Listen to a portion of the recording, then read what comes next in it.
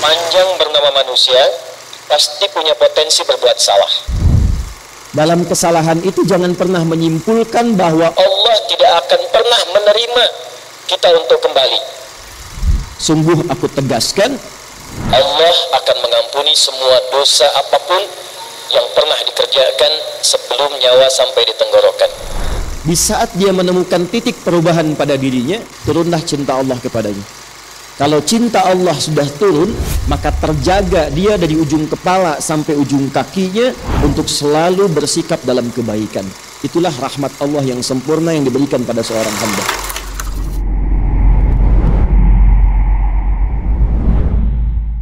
Kita semua diberikan hidayah oleh Allah Subhanahu wa taala. Dengan rahmat itu gugur dosa-dosa. Belum selesai. Jadi aminnya simpan dulu. Jadi puncak rahmat Allah itu, puncak kasih Allah itu ternyata saat diberikan kepada seorang hamba itu bentuknya bukan dunia, bukan harta, bukan kedudukan, juga bukan pengetahuan. Puncak rahmat Allah ketika diberikan pada seorang hamba itu adalah ampunan dari dosa-dosa. Karena itulah ketika seorang hamba merasa berlumur dosa sehingga menyimpulkan rasanya itu agak jauh dari surga, rasanya malu untuk minta ampun sama Allah karena merasa banyak dosa begitu terkumpul. Dalam situasi itu, sifat Allah yang sempurna rahmatnya disebut Rahman, sempurna kasihnya disebut Rahim. Itu menegaskan kembali kepada hamba yang menyimpulkan tadi supaya tidak putus asa untuk mendapatkan rahmat Allah. Itu ada di Quran surah ke-39 Az-Zumar di ayat ke-53. Qul ya ibadiyalladzina asrafu ala anfusihim. Qul firalkan Muhammad SAW. Jadi terjemahan sekarang agak mulai bergeser. Kalau dulu katakan, sekarang viral kan. Karena orang sekarang manusia akhir zaman senang yang viral-viral. Kalau sudah viral, di share, like and subscribe. Wah, jadi tinggal like ayat ini, share kemudian subscribe. Qul firalkan Muhammad sallallahu alaihi wasallam, ya ibadiyalladzina asrafu ala anfusihim. Duhai hamba-hambaku semua tanpa kecuali. Jadi di sini menggunakan kata alladzina disebutkan sebanyak 1080 kali dalam Al-Qur'an, dan itu mencakup semua aspek dan gender terkait manusia. Mau laki-laki, perempuan, besar, kecil, tua, muda, sepanjang bernama manusia pasti punya potensi berbuat salah. Itu ya. Jadi tidak ada yang sempurna. Tidak ada yang sempurna sepanjang manusia. Bukan nabi, bukan rasul yang punya sifat ma'sum, dijaga dari salah, itu berpotensi berbuat salah. Jadi percuma kalau mencari kesalahan orang lain, Bu. Kalau suami ibu pernah salah, berarti suami ibu manusia. Kalau ibu ingin mengharapkan pasangan yang tak pernah salah, silahkan nikah sama malaikat. Ada banyak pilihan, malaikat Israel ada. Kan di antara makhluk Allah yang tidak pernah salah cuma malaikat kan? Ya, tahu dari mana ya? Ya. Quran surah 66 ayat yang ke-6. La ya'sunallaha ma amarahum wa yaf'aluna ma yu'marun. Malaikat itu dicipta oleh Allah dari cahaya bahannya, materinya cahaya takwa. Takwa itu sifat selalu baik. Jadi malaikat tidak pernah kenal maksiat, tak kenal salah, dan mengerjakan tugas sesuai dengan tupoksi. Karena itu ibu cari keterangan, pernahkah malaikat Jibril korupsi ayat? Gak akan ditemukan. Pasti sempurna. Itu sifat malaikat.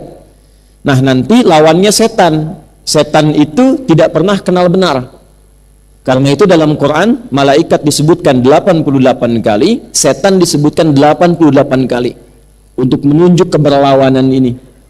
Nah manusia itu ada potensi benar, kadang berbuat salah. Dalam kesalahan itu jangan pernah menyimpulkan bahwa Allah tidak akan pernah menerima kita untuk kembali. Jangan pernah menyimpulkan bahwa Allah akan mengabaikan seakan-akan tertutup peluang surga. Kalau berada di posisi itu artinya sedang dikuasai oleh pengaruh setan. Karena hanya setan yang menyimpulkan saya salah. Itu poinnya. Nah, di titik itu pun Allah dengan kasihnya yang dalam itu masih memberikan keadilannya untuk menyelamatkan hambanya. Jangan sampai berada dalam situasi yang dikuasai oleh setan. Maka diturunkanlah kemudian ayat ini pada Rasulullah sallallahu alaihi wasallam. Qul ya ibadiyalladzina asrafu ala anfusihim. Muhammad sallallahu alaihi wasallam viralkan kepada hambaku yang merasa banyak bersalah. Dan bahkan sebagian menyimpulkan kayaknya dosanya sudah terlampau banyak deh. La taqnatu min rahmatillah. Jangan pernah putus asa untuk mendapatkan rahmat Allah Subhanahu wa taala. Rahmat di situ artinya ampunan. Dari mana taunya? Teruskan ayatnya. Innallaha yaghfirudz dzunuba jami'a. Sungguh aku tegaskan, Allah akan mengampuni semua dosa apapun yang pernah dikerjakan sebelum nyawa sampai di tenggorokan. Nah, pertanyaan saya, kenapa saya buka dengan rahmat? Ibu kalau masuk masjid doanya bacanya apa? Allahumma ftahli abwaba rahmatik. Ya, baik yang di dalam masjid juga yang di luaran. Ya, saat ini insya Allah terdengar suara saya. Saat kita memasuki masjid, melangkahkan kaki apa? Kanan kan? Baik, lalu doa yang dibacakan Allahumma ftahli abwaba. Ya Allah, mohon bukakan pintu-pintu rahmatmu untukku. Nah, pintu tertingginya itu ampunan dari dosa. Karena itu ketika Allah mencintai seorang hamba, yang pertama diberikan itu menggugurkan dosanya, menghilangkan kebiasaan buruknya. Itu ada di Quran surah kedua Al-Baqarah di ayat 222 di ujungnya. Innallaha yuhibbut tawwabin. Sungguh Allah sangat mencintai orang yang senantiasa mengoreksi diri untuk terus menjadi orang baik. Bentuknya tawab. Tawab itu sudah tahu salah, kadang dikerjakan lagi. Sudah tahu salah, kadang dikerjakan lagi. Gibah itu salah tidak, Bu? Salah. Tapi masih kadang didiskusikan kan? Oh ya, kan? Saya enggak, Ustadz, bagus, enggak kayak ibu itu tuh. Nah, kan? Nyambung ya. Nah, poinnya adalah kalau seseorang pernah berbuat salah tapi dia mau terus memperbaiki sehingga menjadi saleh dan saleha, di saat dia menemukan titik perubahan pada dirinya, turunlah cinta Allah kepadanya. Kalau cinta Allah sudah turun, maka terjaga dia dari ujung kepala sampai ujung kakinya untuk selalu bersikap dalam kebaikan. Itulah rahmat Allah yang sempurna yang diberikan pada seorang hamba. Dan itu tiada lain tempatnya kecuali di masjid. Di mana? Di masjid. Nah, di dalam masjid itulah kita membuka, kemudian melangkahkan kaki kanan, mengucapkan Allahumma ftahli abwaba rahmatik.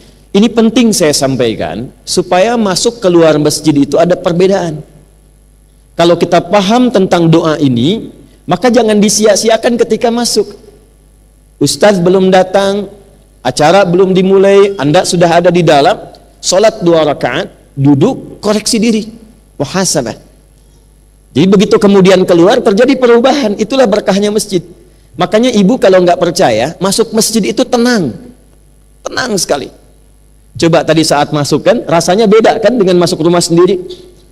Tenang, duduk nyender ke tiang, dekat AC, tidur aja. Itu poinnya. Yang ingin saya katakan, pertemuan ini dan kapanpun ibu memiliki kegiatan di masjid, di pengajian apapun, itu ciri keberhasilannya ketika kembali dari masjid, keluar dari masjid, keluar dari tempat mengaji, terjadi perubahan pada diri kita masing-masing, menjadi lebih baik lagi.